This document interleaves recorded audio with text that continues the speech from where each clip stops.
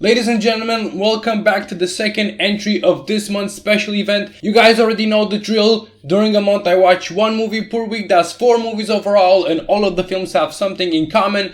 During August I will check out disaster films. The first entry, Into the Storm, was a found footage film, and this gimmick really intrigued me. This time around we're going to check out a sci-fi film that is also not based on true events. By the by, I'm the movie guy, and this is my review for Armageddon. The film starts off by presenting Earth 65 million years ago when dinosaurs used to be alive. Then an asteroid hit the Earth and everything was destroyed. The scientists say that will happen again, but they don't know exactly when. The film jumps forward to the present day, where an asteroid the size of Texas is bound to hit Earth. The scientists of NASA come up with an idea to save Earth. They're going to employ a team of oil drillers who will be sent to space. They will be sent on the asteroid. They're going to drill down to the core, which is 800 feet deep. They're going to launch a bomb in there. They're going to detonate it, and that will set the asteroid off course. I've said this before, I think that space movies get a lot of shtick for not being realistic enough, and if you're one of those people that like their space film extra realistic, then Armageddon is definitely not the film for you. I mean, even the premise of this film sounds pretty crazy. It sounds like it wouldn't work, but to me, the idea of sending a team of oil drillers with minimal training to space is absolutely bonkers.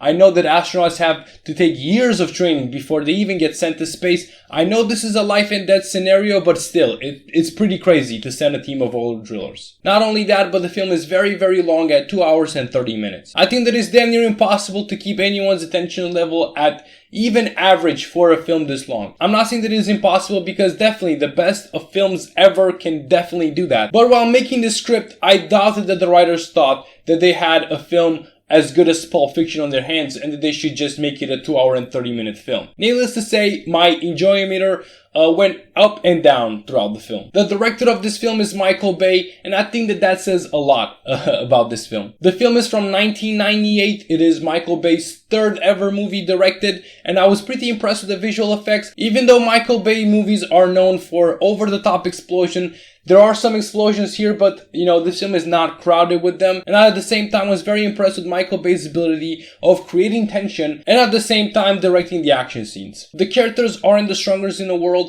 There's also a conflict between them that takes a large portion of the film. Harry is the lead oil driller. He has a daughter named Grace who hooks up with the second best oil driller named AJ, and Harry does not approve of them. She thinks that Grace is way too good to be with AJ, and he does not want to let them be together. This conflict takes a large portion of the film, especially in the beginning, and I didn't like it because it is just way too over the top. For example, Harry does not want to let AJ be with her, so he chases him over the rig with a shotgun and he shoots at him. Like, that's insane thinking. And when the crew leave Earth, that's when things go awry, and this is the portion that I hated most about this film. It was really annoying to see just how overbooked this section was. Everything that they had to do was made harder because the film wanted to add extra action. So everything went totally wrong when they left Earth. I have no problem with the film, trying to raise tension, trying to add action, but it was just tiring to see that happening for such a long portion of time. The film also ensembles a pretty good cast with the likes of Bruce Willis,